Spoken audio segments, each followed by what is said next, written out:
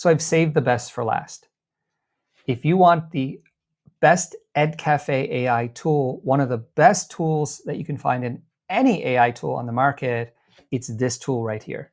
Most AI tools for teachers are complicated, bloated, or built by people who've never taught a class. These tools often overwhelm teachers more than they help. Edcafe AI claims to keep it simple. I've tested it. Here's how it actually works. So here we are in the Edcafe AI dashboard. And right away, this is what I liked. A clean dashboard, no endless menus, no guessing what button does what. Compared to Magic School AI or School AI, this actually feels manageable, even if you're not tech savvy. Right away, we see our recent activity. For example, I've created 8 chatbots recently, 5 reading activities, 5 slide decks. Over on the side panel here, we have Create New. We'll take a look at this in a second. We have My Library. Another feature I like about Edcafe AI is that it's very easy to create folders to manage all your tools or even your classes. Here, for example, I have an assignment grader. I've created a couple of assignments. And then also you can create folders within folders so that you can manage your classes easier. So that's the dashboard. That's it. Super simple, super easy to get around. Now let's take a look at some new tools. To create a new tool, just click Create New. And then here we have several tools that we can work with. We have planning tools, teaching learning materials, and assessment tools. Let's start with assessment because I think that's what teachers are looking for. Click on Quiz. When you open the quiz dashboard, you have a few options to add information. The first one is a topic. So here, if you want to just create a quick quiz based on the topic that you're learning, for example, my students were learning about volcanoes. I just enter in volcanoes here, and it'll give me a quick quiz. Text, you can copy and paste text here. Web page, this is one of my favorites. My students, we use News for Kids and kidsnews.com to read articles online. And this is a great way to create a quick quiz for them. And then a file. Here you can upload text files, PDFs, CSV files. If you do upload PDFs that contain images, make sure that the images are clear and the text is clear in the images. Otherwise, the AI might have a little trouble reading the text on the PDF. We'll add a web page. My students are learning a little bit about the history of the Rubik's Cube. Now, next is the question type. Now, for now, it only has multiple choice and short answer and mixed. I'm hoping that in the future, they'll add more question types. You can add the number of questions between 5 and 20. We'll just choose 5. Additional information, here you might want to add standards. If you want to add specific vocabulary that you want to use in the quiz, you could add that here. And then finally, we have the student level. My students are 4th grade, and their output language is English. But there are also many, many other languages you can choose from, but for today, we'll stick with English. We'll click Generate Quiz. Alrighty, there we go. So here's our 5-question quiz. What I really like about this quiz is that not only does it give us the answers, it gives us a short explanation of why the answer is what it is. All right. Now, once the quiz is finished, you can manually edit each of the questions. You could also manually add questions, which I think is great. So we'll save that, and then we'll give it a name. We'll just call it Rubik's Cube. Okay, and then we have a choice of where we want to save it. For now, I'll just save it in my library. All right, now, the next thing is maybe once you have your quiz created, you want to assign it or you want to share it with your students. So in the export options, we can export as Microsoft Word, Google Docs, PowerPoint, Google Slide, Google Form, or even a PDF. We can also assign it. Now, this is one of the features I really like. So here I have a QR code. So once the students take a picture, it'll automatically open up Google Chrome or Safari, and it'll open up a link to this quiz. We can copy the link, save the QR, embed it in a website. We can even assign it to a specific Google Classroom. This is one of my favorite options. This fall, I'm going to be testing this out with my university EFL students, and I often use Google Classroom, so this is perfect for what I'm looking for, or you can share it in Microsoft Teams. Next up, let's take a look at a YouTube quiz. So let's click on YouTube quiz. Now, one of the things I really like about this feature is that this saves me a lot of time from going into a video, copying and pasting the transcript, or what I did was finding a Google Chrome plugin that presents the transcripts a little bit easier to read, copying that, pasting that into ChatGPT, and then asking ChatGPT to create a quiz. With this, it saves a lot of time. All I have to do here is paste in a video, click go, and now we're back to a similar window as we were in the original quiz. We have the question type, multiple choice, short answer, mixed. We'll just go multiple choice. We have automatic, 5 questions, 10, 15, 20, additional information, and then student level. Again, very simple, very quick way to create a quiz based on a YouTube video that you're showing your students. Let's take a look at the final assessment tool, which is the Assignment Grader. Now, this tool is by far one of my favorite tools from Edcafe, and it has something special about it. So first of all, you'll see the assignment details. These are visible to the student. These are the step-by-step instructions that the students will see and follow for your assignment. Next up is the grading instructions. Now, this one here is where you can give a rubric, where you can upload the specific instructions that you want the AI to follow to grade the student's work. So for example, if you were giving some kind of writing instruction, then you would focus on what are my students learning? For example, what grammar, what vocabulary do you want them to use, and so on. This is where you would add that. Now, I highly recommend that you play around with this. It's not going to be perfect the first time you use it. I know I've had to edit it several times. I'm still tweaking it to get the kind of output that I want. And I'll show you what I mean in a sample one. And then again, down the bottom, you can add a rubric as a PDF, a PPT, a docs, a text file, and so on. I recommend adding the rubric right in the grading instruction. It keeps things simple. Let's take a look at an example that I used with my students just this past week. Here's an assignment that I used just recently with my 4th grade students. We were reading an article about the Rubik's Cube. So in the assignment instructions, we have step 1 to 5. Here they had to read and think about the article. They had to choose a problem. Then they had to work with an AI to help them brainstorm ideas and solutions to the problem. Now, I created a custom chatbot for them to do that. I will show you that a little bit later. Here are the grading instructions. So all I did here was I told them that it's a 4th grade invention assignment, and I copy and pasted a rubric directly into the grading instructions. You could also paste the rubric into a PDF file, which I created in Google Docs. The most important feature of all of these tools by far is the responses. Here, I can see my students' responses in real time. For this assignment, because it was the first time we were using Edcafe together, we did this in class.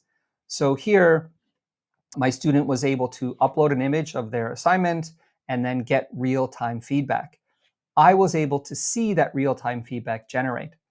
Now, here's his image. We're using iPads in the class. He used his note app to draw his little invention and label it.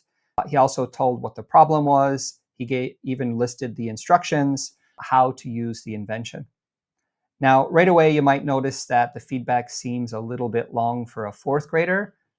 It's definitely a little bit too long for a 4th grader to read on their own. However, because we did this together, I was able to go through the feedback with him to talk about what he did well, what he needed to improve, and the next steps he needed to take. Now, I'm going to play around with this in the grading instructions to see if I can limit the feedback to maybe 1 or 2 sentences for each section. But as you can see, getting instant feedback is fantastic for young 4th graders so that they know what they need to work on next, or they know that they can create multiple drafts before they submit their final assignment. All right, let's take a look at the next set of tools, which are the planning tools. We'll start with the slide deck. I'll be honest, this is not the best standalone AI slide deck creator, but it does a really good job. Let's take a look at the slide deck. The slide deck starts off with, you have a topic, you can add text, you can add a web page, you can add a file. This is the same as pretty much all the tools. In this case, my students are learning about prompt engineering, but they're learning it through Minecraft. So let's just create a simple Minecraft slide deck. We have additional information. This is where you specify, like, for example, the level. Here we'll go 4th grade, and we'll go EFL. Now we have the option to the number of slides. We have below 10, 10 to 15, 15 to 20. We'll just keep this short. We'll go below 10. And then again, we can choose the language output. So down the bottom here, we also have a few colorful templates. I'll choose comic, and then we'll click Generate Slides. Now this does a really good job. It's very quick, very easy. I don't know about you, but I despise creating slides for my classes. This saves me a ton of time. Like the other tools, I can easily go in and manually edit any part of the slide. Let's go back up here. Now, when it creates the slides, unlike some other AI tools from other companies, first of all, it finds images online. You might notice that some of the images may not fit or may not be appropriate for the slide deck that you've created. However, as I said, you can go in and manually change any of the images. You just click on the image, and then I can choose another image that it found that might fit. For example, like this one. This looks great, okay? Or I can go in and I can create a custom AI image. Now, I love this. However, it does have one caveat, is that it only creates in one format, which I think is square. You can't specify 16 by 9 or portrait. For example, if I just did Minecraft Steve in a cave, and then I have lots of choices: photographic, digital painting, comic book. I'll just go comic book. I'll click generate. Now this doesn't hurt the other slides, but for my title slide, I do need a landscape image to make it look good. And there we go. We have two really great images. I love these. We'll choose this one. We'll insert. There you go. Now this is not too bad. However, I can't move the image up and down or resize the image within the editing window here. The only way to do that is I have to save it. I'll just call this Minecraft. Again, I can save it to any folder. I'll click save. Now, when I export this, now I can, for example, if I export it into Google Slides or Microsoft PowerPoint, there I can make some more specific edits, like I can move this image or resize it so that it fits the window a little better. So again, it's not the perfect slide deck tool, but if you're in a pinch and you need a quick slide, it's perfect for what you're doing. The next tool in the planning series we'll look at is the teaching resources. This is a great little tool to find quick resources for any of the lessons that you're going to teach. So here you'll add your topic. For example, we'll add volcanoes. And then here's the resource type that you're looking for. You're looking for articles, slide decks, videos, and worksheets. We'll just keep them all checked. Click find. And now what the AI will do is it'll pull from the internet specific articles. Now, unfortunately, it didn't allow us to select the grade level, but that's okay. So here we got videos, and then finally worksheets. Now, the great thing about this, these worksheets, if you click on them, they will open up and you can download them directly to your computer. No worries about if you have paid access to the worksheets. I can also find more just by clicking find more. It'll find a few more. And then when that's done, like all the other tools, I can save these into any of the folders that I have on my computer. Now, if you open up a tool within a folder, it'll automatically have that folder listed here for you to save you a little bit of time. The final tool in the planning series is the lesson plan tool. Let's take a look. Similar to the other tools, you have the option of topic, text, web page, file. In this case, we'll go with a topic. What are volcanoes? Additional information. So here I'm choosing 4th grade EFL, and I'm choosing the length of my class, which is 50 minutes. Now, what I like about this tool is that it combines the last tool, the teaching resource tool. Here I can search Google for lesson resources, and this will pull up some links to lesson resources. And then finally, we have standards and output language. I'm not using standards, so I'll here click generate. Alrighty, so very quickly, I have a well-organized lesson plan. Okay, so here we go. We have learning objectives, we have key vocabulary, we have essential questions, we have our online resources, we have articles, YouTube videos, and PDF worksheets. It left off the slide decks, but that's okay. We have a step-by-step procedure that is timed to the 50 minutes that I gave it in the instructions. We also have extension activities, assessment ideas, reflections, and homework. Now, like the other tools, I can edit any of the sections manually if I'd like. However, one caveat about this program is that when the AI creates the lesson plan, it's always going to follow this format. So no matter what you put in the instructions, it's always going to show you learning objectives, vocabulary, extension, essential questions, and so on.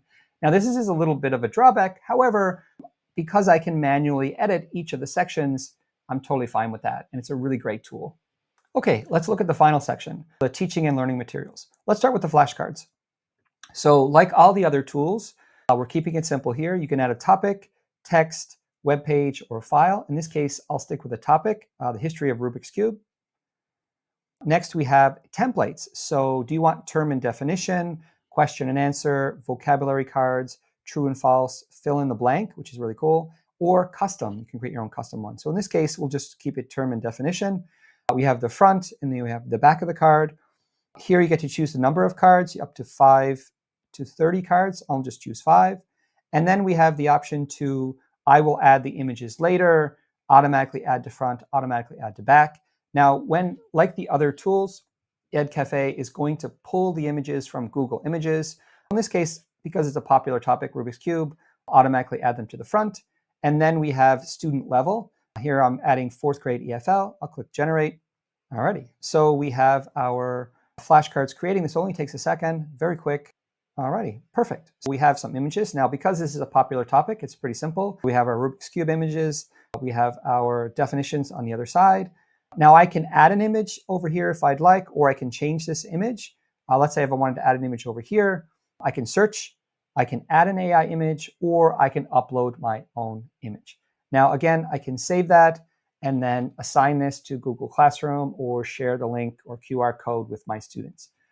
Great little quick way to make flashcards for your students. Only takes a second, another great little tool. All right, the next tool we'll look at is the AI image generator.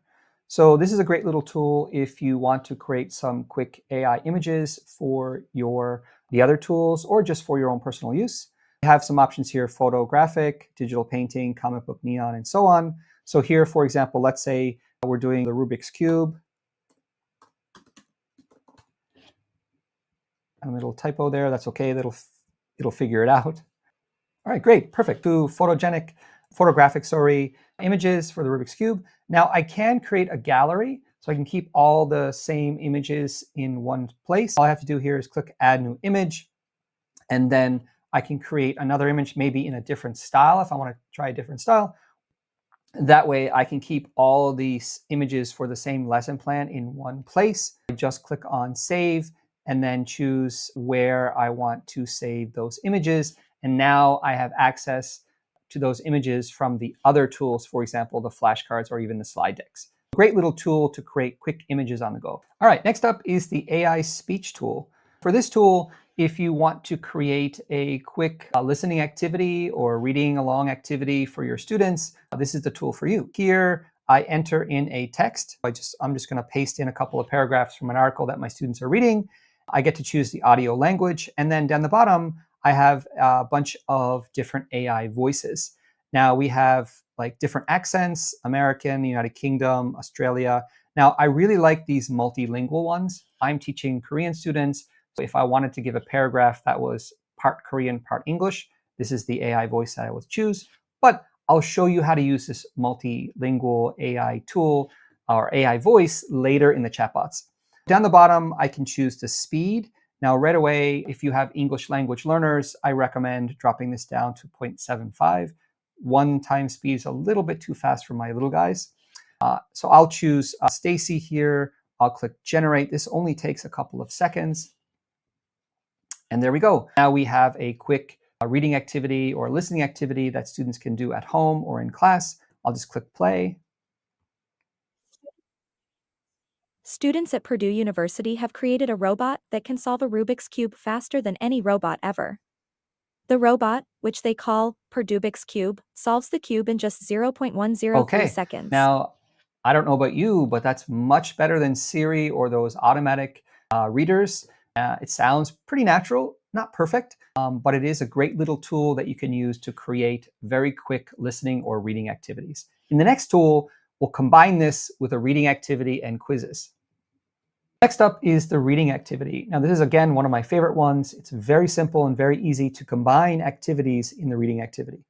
We have the same options as before. We have topic, text. We have a new option, which is vocabulary. Now, this will take up to 30 vocabulary words, and you need to separate them by a comma so their AI can read them carefully. And then we have a web page. Here I've added some words from our Rubik's Cube article. Additional instructions. So here, maybe the tone, maybe the style. Let's go funny adventure. And then we have our student level, which in this case is 4th grade EFL. And then we have our output language.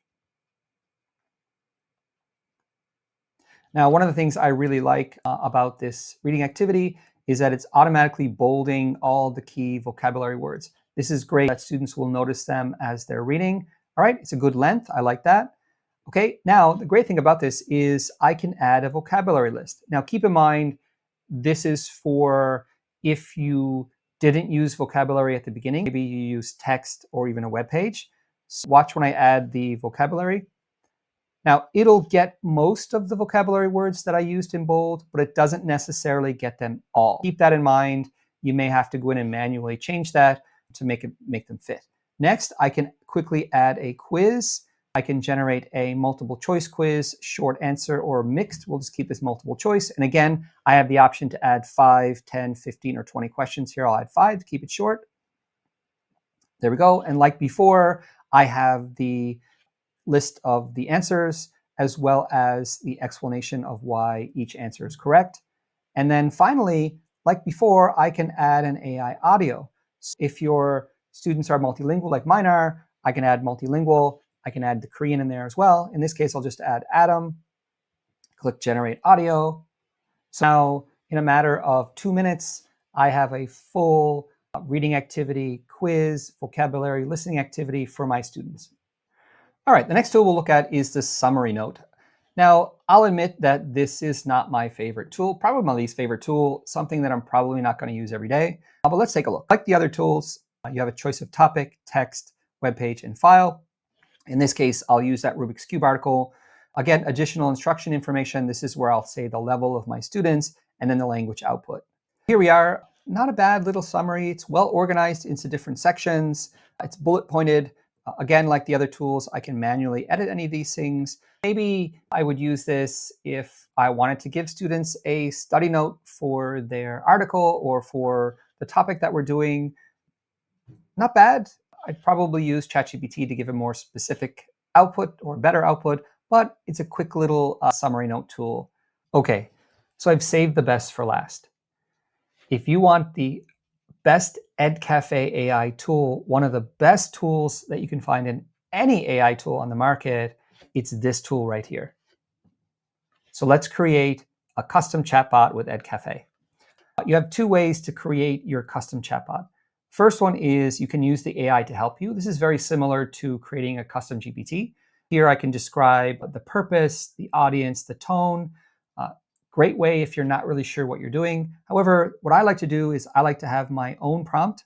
Here, I'm going to create my own custom instructions. Now, what I did was I went over to ChatGPT to create these custom instructions because ChatGPT knows what I'm looking for. It knows my students and it knows all my lesson plans. So here I've created my own step-by-step custom instructions. Now, I'm dealing with Korean EFL students. I've made my chatbot bilingual. Now, this is very important, and I'll show you why. First of all, I've given it a role, student level. Here, I've told it that Korean native speakers learning English. This is very important. The languages. My custom chatbot will be able to respond in English or in Korean. Now, this chatbot is designed to help my students with their reading logs. This is their reading homework. So our reading homework is they read a few chapters, they write a summary, they give their thoughts, make connections, and write predictions. So this custom chatbot will walk them through step by step how to write their reading log, and it'll give them instant feedback about how they're doing along the way. So here I got the format, the step-by-step guide after the log is done, and important rules. Never give full answers. This is important because if they have access to Gemini or Google or ChatGPT, they can just ask the ChatGPT to write the whole thing for them, and that way they're not learning. So the other option here is we can add a knowledge base. This is great for me, for example. Maybe I'll add some sample reading logs, maybe some reading logs that were really, really well written. I could add the format in here or a template of the format. Finally, and this is really great, is we're coming back to this AI voice again. Like I said before, the multilingual AI voice is really important here. So now my students can listen to feedback in English or in Korean. Let's save this and let's take a look at a reading log chatbot that I've created, and let's take a look at some of the feedback it's given some of my students. Once you've created your chatbot, here's the window that you will see. So here I have the option to assign the chatbot. Again, I can use the QR code. I can assign it directly to Google Classroom. That's what I usually do. All right, I can view chats. We'll take a look at that in a second. I can edit this. Here are my instructions. And then down the bottom, you have the option to test me out. So this is what the students will see. Here I add my name, and then I can start chat. Now, this is where I find out which parts of the reading log chat buddy that I need to tweak. And I will admit, you will need to tweak this. It's not going to be perfect the first time, but that is the case with any AI tool. Coming back here, let's take a look at some responses. Here you can see where I tweaked it. And then here is actually my student's response. When your student opens up their AI chatbot, it's going to keep all of their chats, even when they close it and come back in the same place. This is great because you can see all his chats in one place and you don't have to jump around looking for, did he create a reading log on this day or on this day and so on. Let's take a look. Here we have our instructions. This is what the student sees. Here he was able to upload an image of his reading log. All my students do their reading logs by hand in notebooks. Now, this is a good little feature and kind of a drawback. So students can dictate their questions or prompts to the AI chatbot. However, one little flaw is that when they dictate it, they don't have the option to preview their dictation before it uploads to the chatbot. Here, for example, help me to revise my reading law, right? It should be reading log. Because my students are non-native speakers, they're Korean, of course, their pronunciation is not going to be perfect, so they're going to make a ton of mistakes. I would really love Edcafe, and maybe I'll talk to them about fixing this feature, kind of like in ChatGPT, where if you dictate your prompt to ChatGPT, you get to see your prompt first before you click enter. But other than that, this works great. So here, the AI has actually rewritten his reading log, and then it's giving him the steps that he has to follow to improve each section of the reading log. Now, again, I'm going to continue to tweak this chatbot so that it fits my individual students or it fits the class that I'm teaching. But this is by far one of the best custom AI chatbot tools to use with younger children. Again, you have to be 18 or over to use Gemini or ChatGPT. This is by far the best one. I highly, highly recommend checking this out. Let's take a look at the price of Edcafe. You'll know which plan is right for you. Edcafe has 3 plans. It has a free plan, a pro plan, and a premium plan. On the free plan, you have 100 monthly AI credits, 3 custom chatbots, 3 assignment graders, and 40 participants per quiz or chatbot. This is kind of limited, but it does give you a good feel for the software and helps you decide, will I use this in my class? Is this good for me? Next, we have the Pro plan. This is giving you more monthly credits, more chatbots, more assignment graders, more participants. But I think the premium plan is by far the best bang for your buck because you're getting unlimited everything. You're getting all the options, unlimited participants. You get custom data privacy agreement with schools, custom onboarding for schools. This is by far my favorite one. This is the plan that I'm using. This is the plan that I highly recommend. Bottom line, Edcafe is simple, useful. It's not perfect, but I highly recommend you check it out. I'll drop links below. Let me know your questions in the comments. I've tested this with real students, and I'll share what I've learned.